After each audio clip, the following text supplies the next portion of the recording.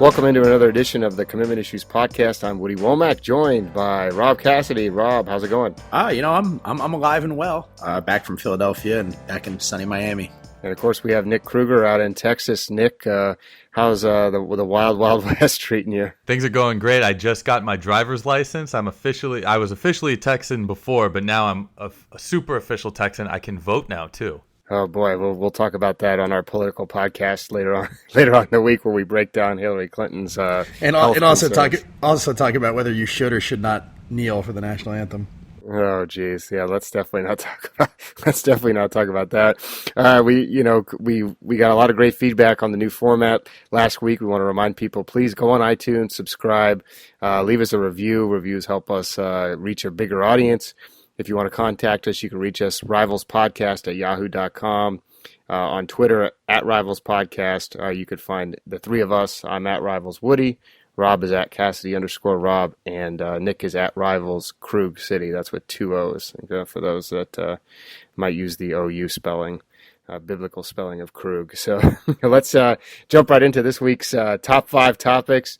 I guess we're going to start with South Carolina, so I'll kind of kick us off. Ortre Smith committed on Sunday, which, talk about not having a sense for media, the media news cycle. He commits on 9/11 and on the opening day of the NFL season at 6:30 at night. So it didn't really make the national splash that getting a top 100 player would normally get, but a big-time addition for South Carolina. I know the three of us have all seen Ortre Smith at 2 different 5-star challenges. He's a big receiver. He made it to the finals of the opening as Davis Mills' top wide receiver there. So, first we can talk about what it means for South Carolina. They've been on a roll.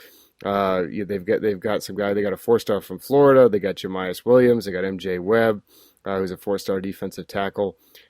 Do we think this is something that's sustainable, or is this the typical first-year bump for the Gamecocks? I guess we'll start with you, Rob. 100%. Typical first-year bump. It can be sustainable, but, in order to sustain recruiting, I feel like this is very repetitive. You have to actually win football games, and, they may or may not do that, but this fades quickly. We've seen it happen all the time.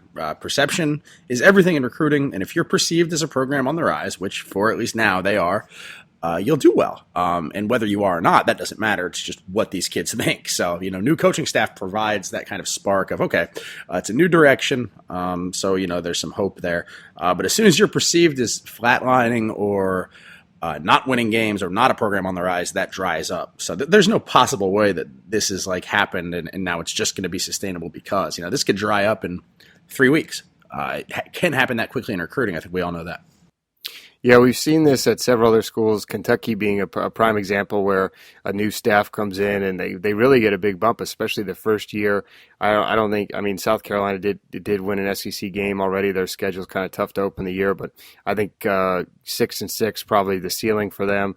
But you mentioned the on-field sustainability. I think if they can get to a bowl game this year, that would be a good start, and maybe get some good play from the freshman Brandon McElwain. That'll help as well. But this was a guy, Ortre Smith, from all accounts, at least leading up to the past few weeks, Clemson was heavily involved. And part of the reason Clemson's been able to have such big success is they've dominated in-state recruiting over the past few years.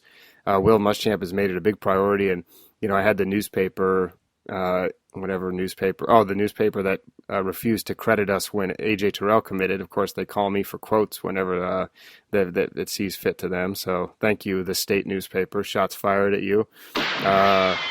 They called and asked, this is crazy. Will Muschamp didn't do this at Florida. Well, guess what? Will Muschamp recruited most of the players that won 11 games at Florida last year and had several guys go to the NFL, and they have a killer defense this year. He's never been a bad recruiter. What killed him there was the instability, and once people knew he was going to be probably fired, he didn't have that same kind of buzz. So I like what South Carolina's doing. I think, their class is pretty much filled up. They only got a few more spots left, but I think what Rob said is key. If they can keep winning some games, that's going to help them a lot. Now, one of the most polarizing figures, we'll shift topics here, Anthony Hines, ranked by some people as a 5-star, one of the top linebackers in the country, self-proclaimed best linebacker in the country, I believe, after he said he watched everyone's film and it had I been kind of decided. respect that, though. Like we may not think as highly of his talent as some of the other services do, but I mean, hey, that's like a wrestling move, right? Coming on out and calling yourself, it's like calling yourself the number one linebacker in the country. Yeah, I enjoyed that. That was pretty funny. Of course, some of those pictures I remember famously. I know we're getting sidetracked on Hines and what he did this weekend, but he famously came to the Rivals 5-Star Challenge with a big hairdo, and a lot of the players were like, "What is that? Who is that guy? What's he doing here?" Because he didn't pass the eye test for some of the players from the Southeast. So, Nick, I think we've been assumed he's going to go to Texas A&M, at least from my outside perspective. I know Oklahoma's in the mix, but he popped up at Penn State this weekend. What happened there, and was that a surprise to you as well to see him take that visit? Yeah, it's interesting to see what's going on with him.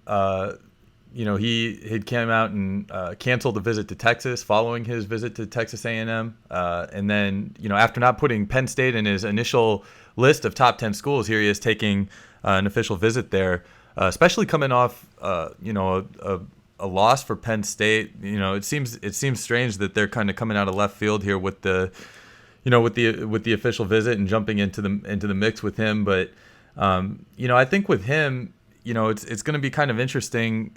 A lot, like you said, a lot of people, suggest that he's one of the top linebackers in the country, if not the top linebacker in the country. A lot of people.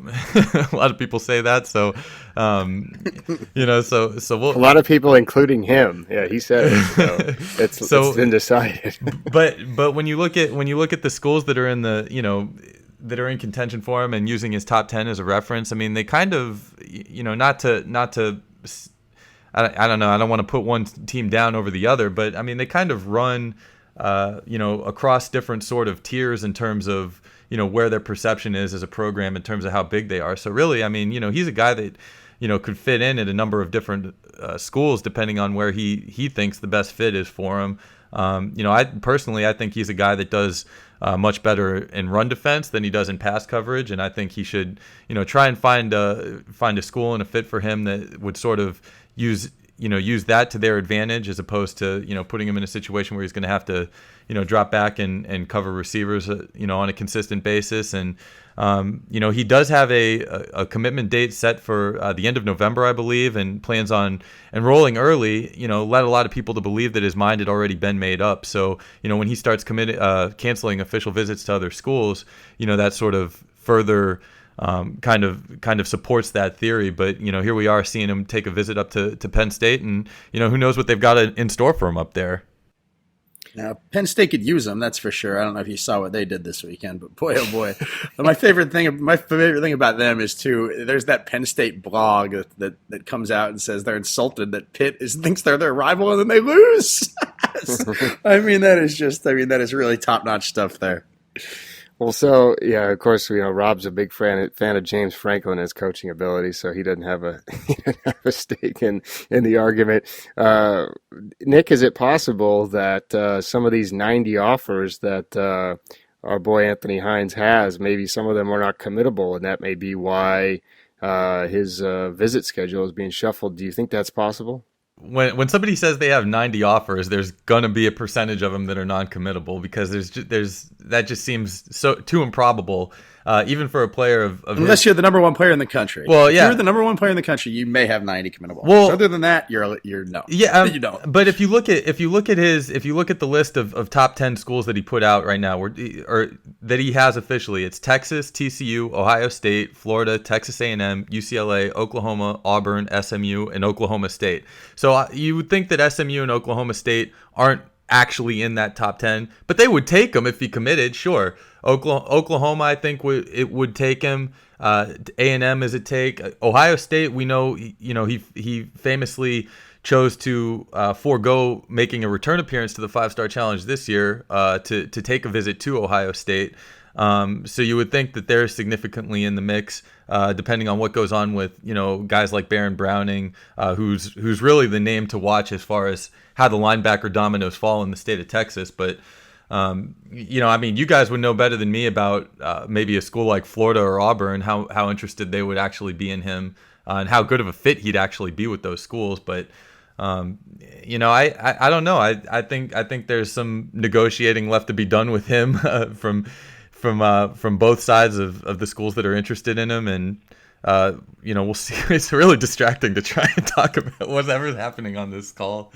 The shuffling that's being done right now. I think Rob's got something going on his end. But that'll be edited. That'll be edited out, of course. It wasn't into the microphone. I had to run actually downstairs to get my laptop charger because it was dying. So. They found a way to affect the podcast one way or the other. Yeah, well, look, man, I'm sick of talking about Anthony Hines anyway. I would rather at this point listen to me shuffle around my house. Let's see how many topics, Rob, did you add to the breakdown here this week? Maybe let's talk about something that you added to the rundown. I think there's one on there, so we can talk about my one topic. Okay. Well, hold on. We're gonna roll into Texas A&M. More Texas A&M talk. Texas A&M is 2-0. They won a big game against UCLA, and then this weekend they get a commitment from offensive lineman, big kid out of Texas, Jared Hocker. He flipped from somewhere, right, Nick? Well, he was initially committed to Kansas, then he flipped to Texas Tech, and now he's flipped again to Texas A&M. So. Wow, take three commitments for a 3-star offensive lineman. That's pretty impressive. Yeah, this all happened over the course of my time taking over as Texas analyst too. I believe the first time, the only time I've ever seen him was at our Dallas Rivals Camp Series event over the spring, and not a guy that I'm overly enthusiastic about, watching him play, but he is a really big dude, and I think with some coaching and like we see it with a lot of these offensive linemen, if they can be coached on what to do and they have the size to do it, they can be effective, and I think he sort of falls into that category. I mean, there's still some technique things that he needs to work on, but when you look at Texas A&M's class in terms of what it means for the offensive line commits they have, obviously the standout there is Grayson Reed, and he's an inside guy. We have Hawker as a tackle. He's sort of a wide body guy that I think could play anywhere. But they have a lot of interior linemen coming in with this class, so I think I would expect them to try and fit him into a tackle spot. But now you're looking at Texas A&M's class, and they have 4 offensive linemen committed, 5 if you count the mercurial Cameron Orre, depending on what his future might be with the Aggies. But I think this pretty much wraps up their offensive line group for this class. Well, so coming into the year, I think we all thought, I think the national perception was that Kevin Sumlin might be in trouble, that he's on the hot seat after all the quarterback drama, the offseason, the subtweeting, it didn't seem like they had a lot of momentum. I think we talked about it. After the 2 wins now, is the perception that Kevin Sumlin is now kind of back to where he was before in the eyes of recruits, where they like him and they perceive him to be their guy that's going to be there long term?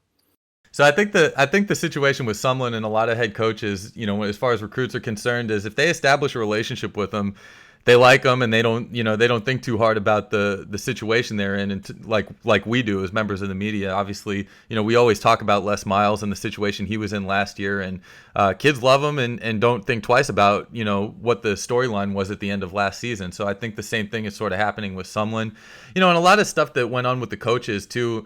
In the off season, in terms of the thing, the women's clinic and the situation with Tate and all that stuff.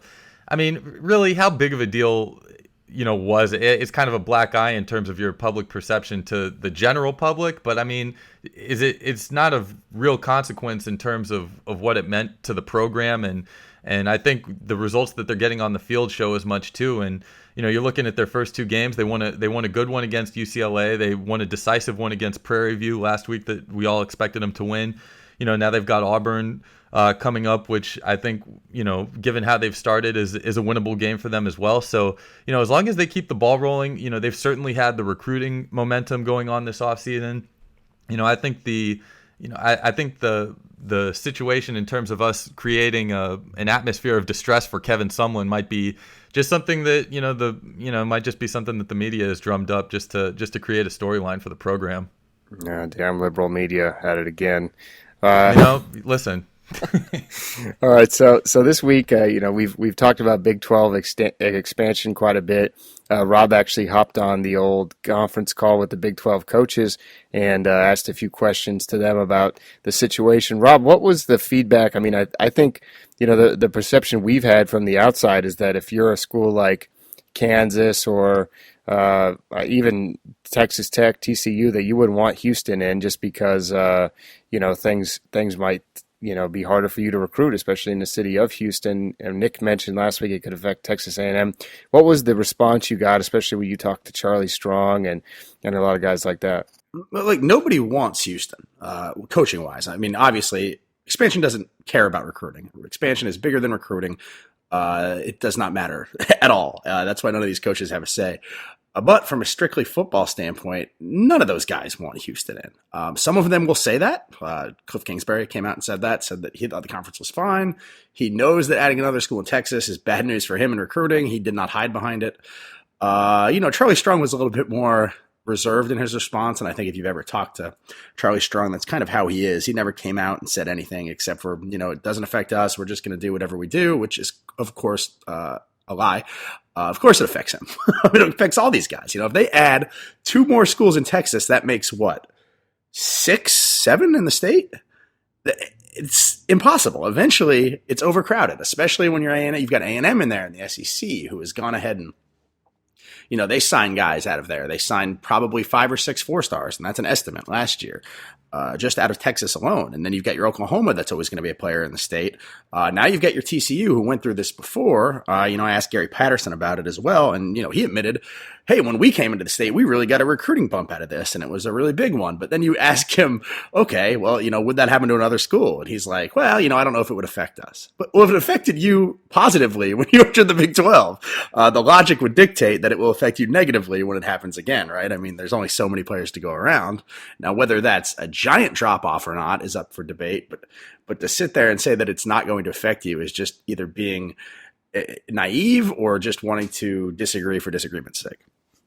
Yeah, and I think it will not only affect the schools like you mentioned in the Big 12, you also have to think about schools like Ole Miss and LSU, schools that have really kind of moved into Texas, maybe even Arizona, who get some of the lower rated guys. Or they've done a nice job of recruiting Texas and kind of finding some hidden gems. I think if Houston is there, and then maybe another school, like you said, it just gives that much more momentum and more power to go to recruit, and recruit against those SEC schools and say, look, stay close to home. You could play in the Big 12. So, I think if you're a Houston fan, you want the Big 12, you want it badly. But it's going to be interesting to see how things shake out. I think, coaches are, of course, are never going to go out and say we're afraid of something, but I can guarantee you behind the scenes, they're letting it be known to their presidents that, hey, we don't want Houston in here. We'd rather have whoever else. I mean, Cincinnati or somebody like that. I mean, they're no threat. UCF would be perfect. No threat. They're in Florida. They've got their own fertile recruiting ground. But like I said, recruiting does not matter in this, right? Like, this is just for people like us to talk about and coaches to complain about. Not anybody making a decision is taking this into consideration one iota. Well, but I think if Charlie Strong, talks to the big boosters and says, hey, this could hurt our recruiting, I think that it does factor in a little bit where they will maybe consider it, or the people who are making the decisions, or at least, take it into account a little bit. I think it'll have some impact, but I guess we'll see. We'll see how it shakes out. I wish they'd give us some type of timeline on when we could expect it so we could stop talking about it, but I guess we'll have to wait. Boy, I don't know if you guys watched. I know you guys watched a lot of the games, but we had our boy Tom Rinaldi. It was all over TV this weekend, and had to sit down with Art Briles, which I listened to last night on the Outside the Lines podcast, and it was really interesting. I mean, I guess he'd signed like a non-disclosure agreement, so he couldn't really talk about what happened, but he was talking about what happened. It was really weird. It's clear he's on the PR. He's on the PR trek. He's out doing interviews. He's popping up in NFL training camps. He's trying to get into college football and get another job. I know you guys talked about it on the show earlier on in the summer when we started to hear rumors about him in Auburn, perhaps. I guess we start with Nick. Do you think that Art Briles is going to be a head coach again next season? I mean, in 2017, will he have a job? The question about whether or not he's going to be a head coach or not is I think a separate category from whether or not he's going to be coaching at all. There was an interview not too long ago that one of the local stations here in Texas got wind that he was having like lunch or dinner or something with his family at some restaurant. They sent a camera crew out immediately to like ambush him as he was walking out of the restaurant to try and do an interview with him in the space between the door of the restaurant to his car. And he was smiling, he's waving at people that knew he was out there, and he was really trying to like act gracious and not do the interview at the same time. And the guy just went straight into before he tried to get him to give a statement on whether or not he covered anything up, which of course he did not answer at all. But he kept repeating over and over and over again that he was going to be coaching next season in college football. So whatever that means, who knows if he's got some sort of relationship with somebody that has something set up for him, some position in weight that he knows about that we haven't caught wind of quite yet. But he certainly seems to think that he's going to be back in the coaching picture next season. Well, yeah, he hired an agent. I mean, it was, like I said, I feel this Tom Rinaldi interview is really something. If you want to get really angry, I would advise go ahead and watching it, because he really lays it on. He lays it on pretty thick in that interview. Rob, what do you think? I mean, I know you followed this pretty closely as well. Do you see him coaching? I mean, I personally, I'm starting to think yes. I think people can. I think that people are trying to discredit this report now that got him in trouble, saying they asked leading questions and stuff. So I think he could. So what do you think, Rob? Well, I, for one, am shocked that people that enjoy football are trying to discredit a report that indicts a successful football coach. I mean, yeah, he probably will. I mean, he probably shouldn't, and he probably will, and that will just make me feel even more depressed about the state of college football, because winning over all else. I always say that, all right, a head coach, if he was winning, could set a person on fire on national television, and the fans of that team would find a way to be like, well, the guy had it coming. This guy's a winning football coach, and winning football coaches can get away with almost anything. I think we've seen that in a number of stories over the years. There will be some school out there desperate to win that will hire this man, and whatever. I mean, that's their PR nightmare to deal with, not mine. But boy, I think that I would like to say no, but I think deep down I know yes, because college football fans and college football people are all insane. Well, wouldn't it be crazy if Bill Snyder retired and maybe your alma mater gave him a call? That would really be, and that's the thing. I could definitely see that happening. They may be some of the worst when it comes to justifying things. I think, if Bill Snyder lit somebody on fire on television, there would be some serious justification going on among that fan base. I'll tell you what. That'd be quite the thing. Also in the news, Steve Sarkisian, of course, the former USC coach, he ends up taking an analyst job at Alabama, and a lot of people are thinking, okay, he might be the heir apparent if Lane Kiffin leaves to get a head coaching job. Now, I talk to a few of these analysts sometimes for work purposes, but do we really think? I mean, there was a lot of conspiracy theories that he helped Alabama beat, USC. I don't think any of that was true. I just think, it's not that big of a deal. I mean, the guy was, admitted he had an alcohol problem. He went to rehab. Now he's got a job. Do we think he's going to be back on the field next year, coaching again? If he doesn't and Art Briles is, then there's a problem. I mean, I think he will be, and I would not have as much of a problem with that as I would with the other way around. Yeah, I mean, I grew up going to AA meetings with my parents and whatnot. It's a struggle, but it's one of those things where if he got the help he needs and he feels like he's doing great and he's taking the proper precautions, I wouldn't have a problem with a staff hiring him. I don't think he'd be a head coach again, but there's no reason he shouldn't be at least coaching quarterbacks, be an offensive coordinator, working on the field. I know a lot of these analysts are supposed to not work on the field. I think that's kind of a myth. I think that plenty of them are on the field talking to players every week, right? Absolutely. Bad boys, what you want,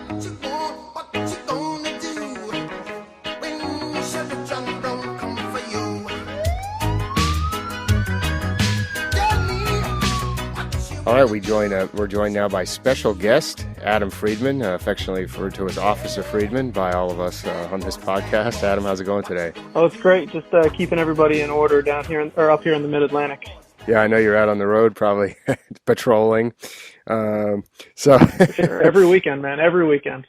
So we wanted to bring you on to talk about Mark Webb. He's a talented wide receiver from up there in Pennsylvania.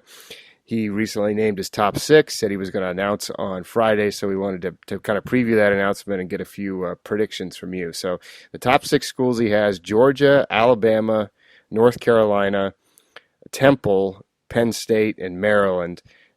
Based on my outsider view, it seems like we've heard a lot of buzz mostly about Georgia and Alabama. Do you think those are the 2 finalists here, or is Penn State really in the mix as well? Penn State is in the mix, but really it's between Georgia and Alabama right now. Georgia has been kind of the school for him for such a long time.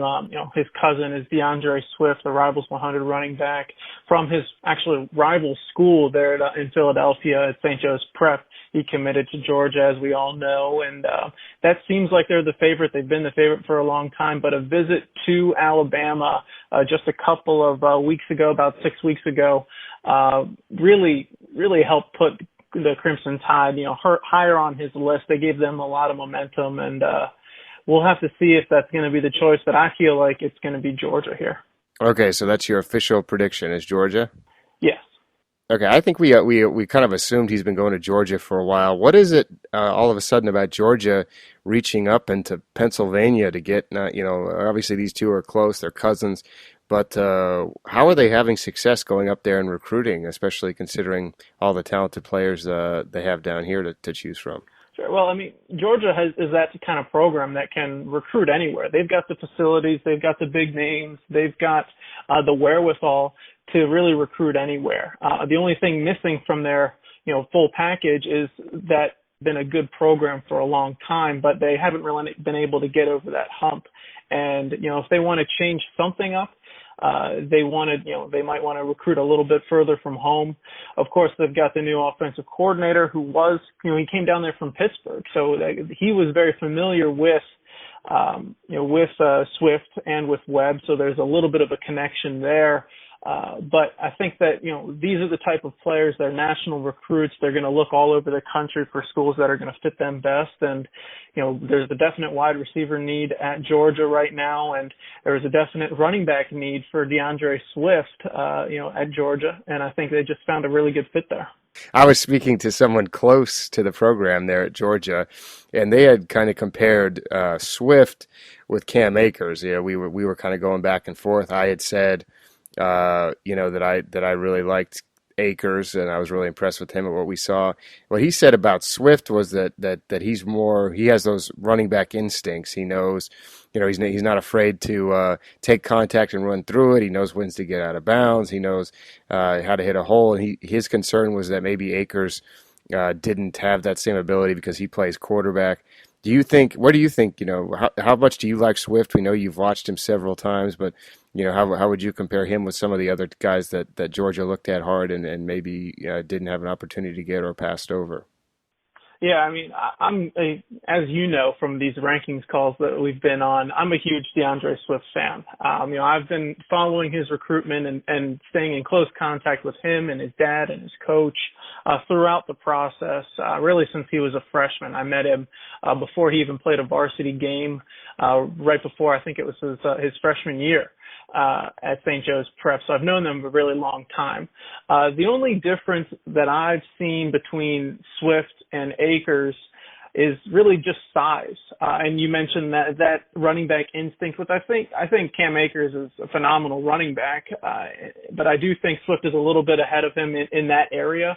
But you really can't teach the size that Akers has right now over Swift. He's a fantastic receiver. I think he's won running back MVP at the Rivals camps for 2 or 3 years in a row at the New Jersey camp that we always have. And he's just, there's really very, very few holes in his game. I was actually at his game last weekend when they played Don Bosco Prep from Northern New Jersey, a historical program. They're always really a tough team, especially against running backs, and he just lit them up. I mean, he did a great job, even in the kickoff return game. I mean, he had a 50-yard return just to start off the game, so he can really affect the game in multiple phases. You don't see that from many guys out there. I think we've got, I think it's Najee Harris, and then Cam Akers, and then DeAndre Swift, 1, 2, 3 running backs there. But I think that's a decent order. We're gonna have to see how the season plays out.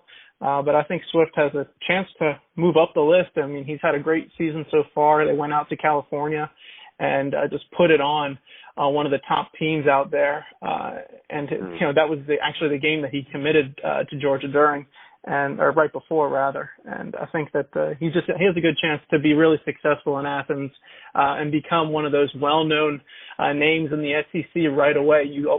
Every year we hear about a freshman in the SEC that's just taking everybody by storm, and Swift has a chance to be that guy.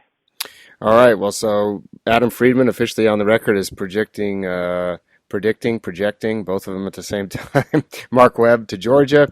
Also had high praise for DeAndre Swift. Adam, thanks a lot for joining us. You want to follow Adam on Twitter, you can find him at Rivals Friedman. And let's go back to me talking about other stuff with Nick and Rob.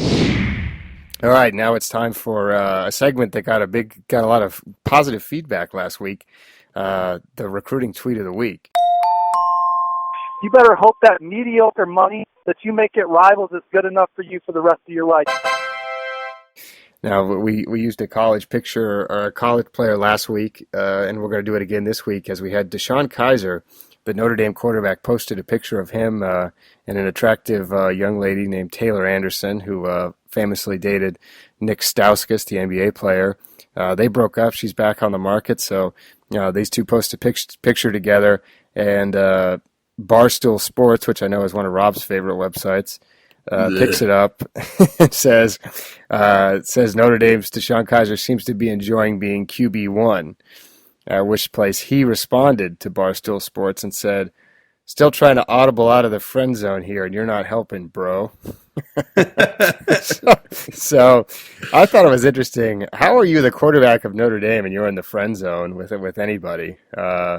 That might hurt his draft stock going forward. As we know, some scouts will famously tell you that if a quarterback doesn't have a good-looking girlfriend, he doesn't have strong confidence. So that's this week's tweet of the week. Short and sweet, but I always love talk about the friend zone as somebody who spent some time in the friend zone during earlier years of my life. Now, well, more importantly, as a football player, you always want to see that killer instinct. And when you have a guy that's, admittedly trying to claw his way out of the friend zone as opposed to just going straight in for the kill right from the get-go, that's a little alarming as well. It's probably another topic for our political podcast, but I'm extremely uncomfortable with the term friend zone for a couple of different reasons. I think it's problematic, but we can get into that later. Probably not for a college football podcast. Yeah, we'll save that for Rob's left-wing podcast that airs on MSNBC simulcast. Last week's game of the week, we had Kentucky against Florida. Yeah, Rob and Nick famously took Florida to cover the spread. I went against it just to be different, and of course, Florida smoked Kentucky, and Kentucky looks to be in a sad state of affairs. We won't get into that too much this week. This week's game, we got a lot of good games this week. The game I chose, Ohio State at Oklahoma. I was really surprised Oklahoma playing Ohio State right after playing Houston. They got a tough non-conference schedule. I like these games. I'm glad it's at Oklahoma. Ohio State is a 2-point favorite, so we'll start with you, Nick Krueger. Who you got in this game?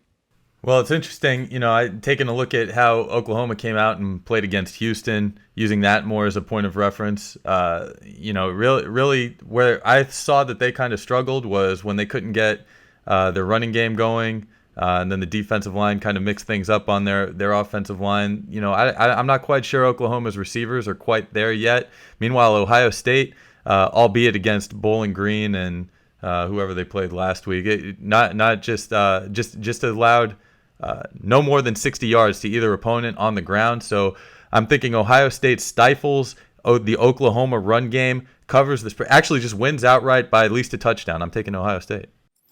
All right, Rob, who you got? I'm with Nick again. I've got Ohio State. But it gives me a little bit of pause. I'm not going to pick Oklahoma here, because when you see lines like this that seem so obvious, it always seems to be some kind of trap. Vegas always knows something. I don't, and I know that it's not really logical, but boy, does this seem like there's something wrong with this line? Like, yeah, I'm on Ohio State, but I'm doing so with a little bit of hesitation, I think, just because I'm scared of casinos. Well, I will. Unfortunately for Oklahoma fans, I'm going to go with Ohio State as well.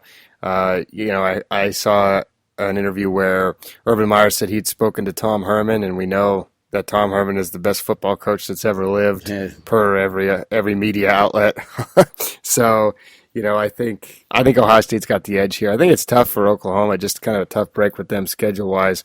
If they end up 1-2, I think it's going to be pretty disappointed for them and their fans, especially considering where they were last year. So, what can you do? That's my pick at this point. Now it's time for rants and recommendations. We, I believe, all have one of each, although famously, of course, Rob didn't fill out the spreadsheet. I never got the spreadsheet. It's the same link. Because it always is. So we'll start with down Big 12 coaches, apparently. No, I put that in there. I did that. I texted him and told him to put it on there, though. Yeah. So, Nick, we'll start with you. What do you want to do? Rant or recommendation out of the gate? Well, boy, I could go on and on and on about my rant, and I'm sorry that I missed it last week. Should I start with that? Yeah, go ahead. Let's start with that. Well, I don't know if college football fans have seen this, Woody. I know it took a little while, surprisingly, for you to see this commercial, but I've seen it ad nauseum. Rob, I'm not sure if you're made aware of this either, but Gatorade has been putting out a series of commercials where they do a parody song of the tomato, let's call the whole thing off. Let's run the whole thing and it's just... Man, boy, it is really the most annoying, most repetitive, most ridiculous, meticulous. I mean, sports drink commercials in general are pretty cheesy and kind of, they're put together in a way that's kind of unappealing to me at this point after watching sports my whole life. But this one really takes the cake. I mean, the song is not funny. It's not interesting. It's repetitive. It's annoying. It's not even sung. It's kind of like half rap. It was like, what's it called when you do the poetry? Slam poetry. Spoken and word. It is just... Yeah, it is so annoying. And when you're watching a football game, as any football fan knows, when you watch any sporting event, you tend to see the same commercials over and over and over again. And this one really, it makes me, as Gatorade is a former corporate partner of ours, it hurts me to say this, but holy cow, that commercial alone makes me not want to drink Gatorade again. Simply because the commercial is so bad. Well, Gatorade they do make some great commercials. They had a great commercial with Cam Newton leading up to the first game, which I really enjoyed. I watched it in front of a YouTube video or something, so I'd advise seeking that one out. But the problem is I had actually seen this commercial, and I didn't even pick up that it was supposed to be a play on the Billie Holiday song. It's just like it's a low budget commercial. The football one is. There's also I didn't realize which one it was till I saw a basketball one. There's actually more than one. Did you know that, Nick? There's football. And basketball. Yeah, I think there's a soccer one too that I've seen. I've seen them all, and they're all equally terrible. I'm with you on that one. No, I guess we should go into something positive.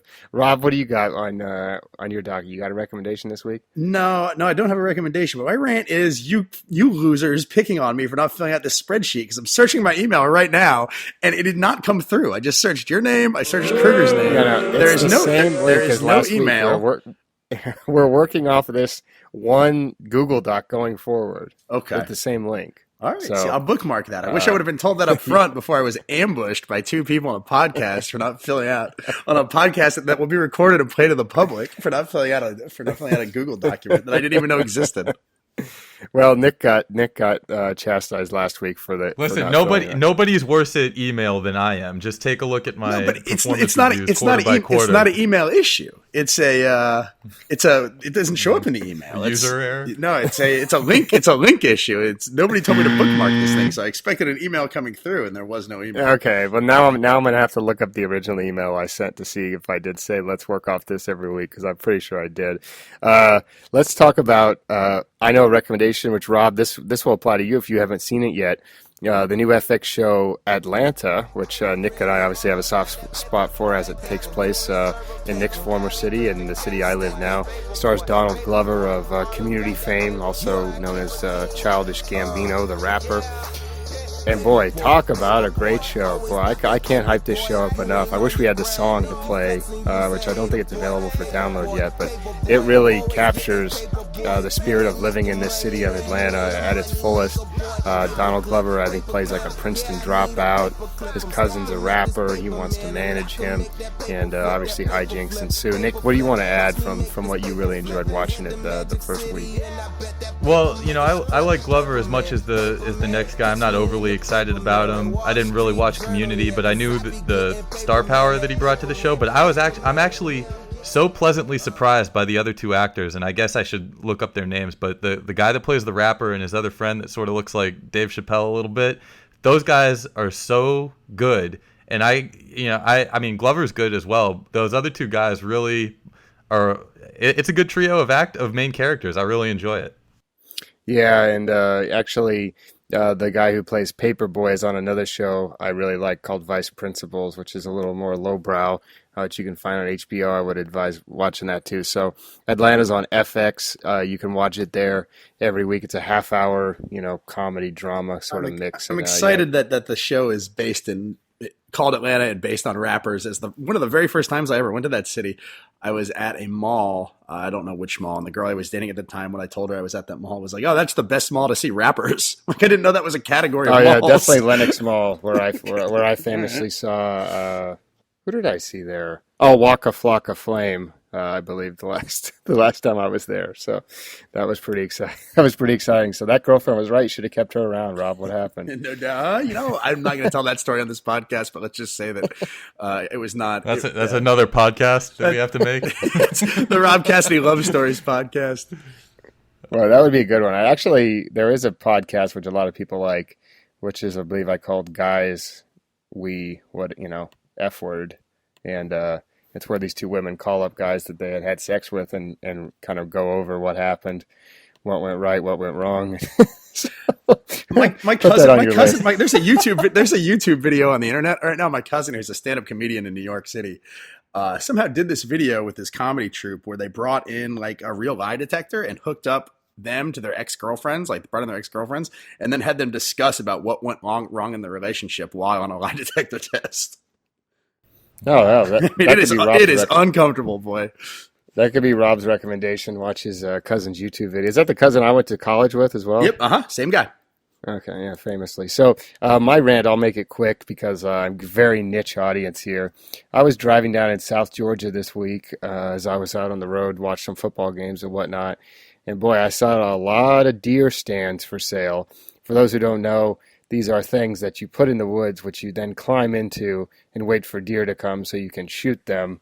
In which a lot of people have their problems with hunting. I'm pro hunting. I have no problem with hunting, as I did plenty of hunting myself as a child. But guess what?